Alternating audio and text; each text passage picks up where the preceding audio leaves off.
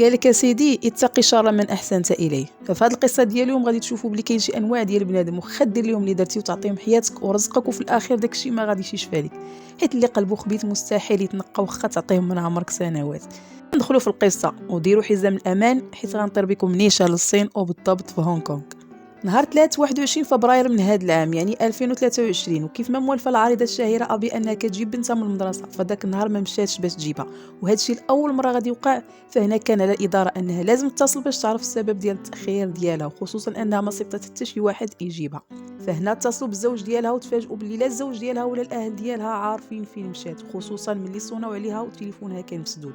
وبسرعه الزوج اعتبرها مفقوده واتصل بالشرطه في نفس النهار. فجات الشرطه بالفعل وبدات كتسول الزوج الاسئله المعهوده على الزوجه ديالو، وهنا غادي يبدا يعرفهم على الزوجه ديالو اللي هي ابي تشوي. اجي نعرفكم عليها. ابي تشوي تزاد في 11 يوليو 1994 في هونغ كونغ، في واحد البلاصه اللي قليل فاش كتسمع لها على شي حادثه او شي جريمه، وهنا كانوا كيعيشوا غير الناس البرجوازيين، وهي عائلتها كانت ثريه بزاف، يعني ما خصها حتى خير. إنسانة اللي محبوبة وكتعطي بالزايد وكتعاون الناس، وهي عارضة أزياء ومؤثرة في مواقع التواصل الاجتماعي، والصور ديالها كتعرض على مجلات عالميين. فغير في الشهر اللي فات كانت حاضرة لواحد الحدث عالمي خاص بالموضة والأزياء في باريس، يعني أن السيدة كانت غادية في تحقيق الحلم ديالها بالسرعة ديال الصاروخ.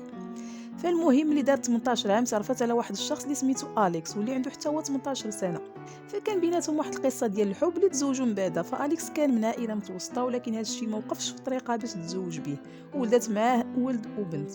وفي هذه الوقيته كانت شرات واحد الشقه فاخره، وكانت مسجلها بسميه بات راجلها، قالوا على حساب يعني الضرائب والله اعلم. فالمهم هي اللي كانت خدامه على هذيك العائله كامله، وكانت مسكناهم في هذه الشقه، وكانت فرحانه بهذا الشيء اللي كانت كدير.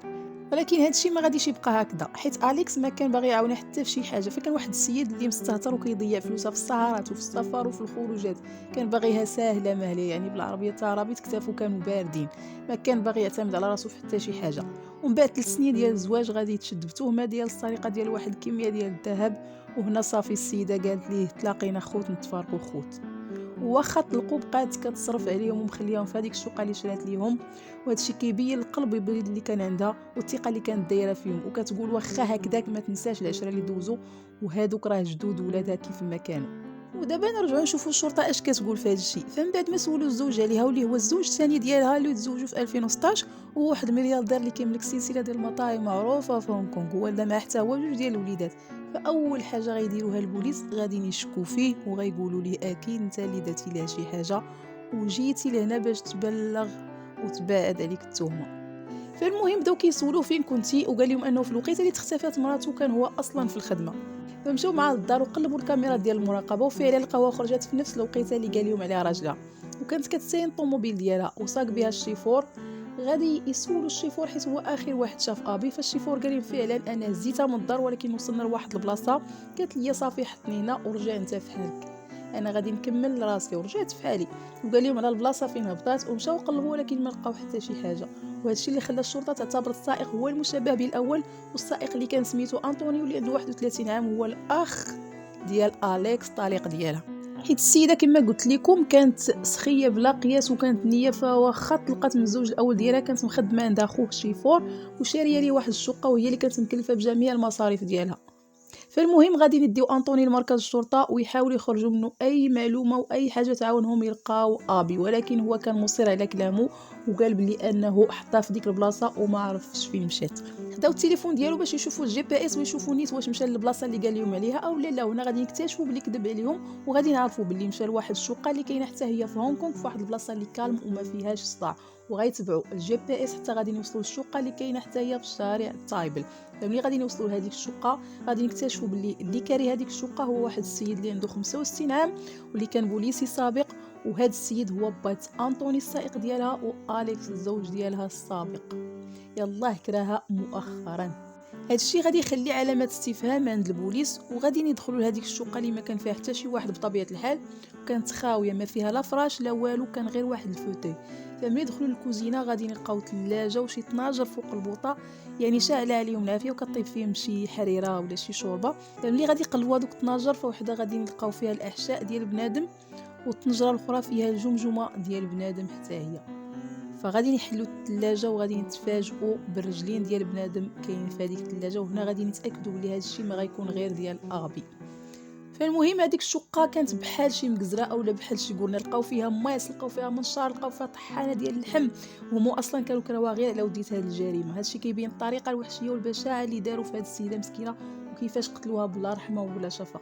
وغادي نمشيو يشدوا السائق والاب والام حتى هي باش يستجوبوهم ويعرفوا حتى الاعضاء الاخرين فين داروهم، ولكن طبعا ما بغاو يقولوا حتى شي حاجه وما بغاو يعترفوا بحتى حاجه. ولكن بالمساعده ديال الكاميرات المراقبه غادي يبان لهم واحد الشخص اللي كان كيهز شي ميكات عامرين بشي حاجه ويديهم لشي بلاصه ويرجع من بعد عاوتاني ويهز ميكات اخرين، وهذا الشخص غادي نكتشفوا بلي هو السائق انطوني. وهنا غادي نعرفوا بلي هذا الشيء اللي كان كيهز هو البقايا ديال الجسد ديال ابي الله يرحمه. وغادي نستعنوا مره اخرى بالجي بي اس ديال انطوني باش يعرفوا البلاصه. ونهار 25 فبراير يعني بعد ما دازت 4 ايام غادي نلقاو الراس ديال ابي وكان فيه غير الشعر والجمجمه، اما الجلده فكانت مسلوخه باش ما يقدر يتعرف على حتى شي واحد. ولكن الطريق ديالها ما قدروش يشدوه حيت كان مخبي عند واحد السيده. ولكن الزوج ديالها الجديد وواحد الصديقه ديالها غادي يديروا مكافاه لاي واحد قدر يشد اليكس. وفي نفس النهار اللي لقاو فيه الراس غادي تمكن الشرطه لانها تشد اليكس، وكان غادي يهرب من البحر، وكان هز معه واحد الصاك عامر فلوس وفيه بزاف ديال الساعات اليدويين واللي تبين من بعد انها كتخص ابي. وهنا غادي يديهم كاملين باش يستوجبوهم واحد بواحد، وغادي يبان باللي راس الحربه في هادشي كامل هو الاب واللي كان شرطي سابق وجراو عليه حيت كان حاول يغتصب بواحد البنت. فاتفق مع مراته وولادو بجوج باش يصفيوها لابي. وهذا الشيء كامل علاش؟ اجي نقول لكم علاش. حيت قالت لي سيدي بانها بغات تبيع الشقه ديالها اللي ساكنين فيها هما دابا، ولكن بطبيعه الحال كانت ناويه انها تشري لهم واحد الشقه اخرى فين يسكنوا، ولكن غتكون غير في واحد المنطقه اللي عاديه، ولكن هما هادشي ما غاديش يتصرف ليهم وما رضاوش انهم يمشيو يسكنوا في شي بلاصه اللي عاديه، وهما اللي مولفين هاد البلايص ديال الناس البرجوازيين وولفوا الفلوس الكثير. داكشي علاش قرروا انهم يتهناو منها وياخذوا لها فلوسها كاملين وتبقى لهم الدار، حيت هي اصلا في زواجها الثاني ما كانش مسجل بشكل رسمي، فهي الا ماتت فاكيد الورث ديالها غادي يمشي لولادها، واللي النص بطبيعه الحال غادي يكون ديالهم حيت هي والده معاه جوج. فقرروا يديروا جريمتهم وما كانوش متوقعين باللي دغيا غادي تكتشف الامر ديالهم. فكانوا كيقولوا باللي راجلها ما غاديش يبلغ على الاختفاء ديالها حتى تدوز على الاقل واحد يومين ولا 3 ايام باش يقدروا يخفيو المعالم ديال الجريمه على خاطرهم. ولكن هادشي كان عكس التخطيط ديالهم، حيت الزوج بلغ على الاختفاء في نفس النهار والشرطه بدات كتبحث في نفس النهار حتى تشدوا بالزربه. فهادوك جوج الوليدات ديال ابي واللي والداهم مع اليكس فغادي يتكفل بهم الزوج ديالها الثاني وغادي يعيشوا معاه وغيتكفل بهم بشكل رسمي.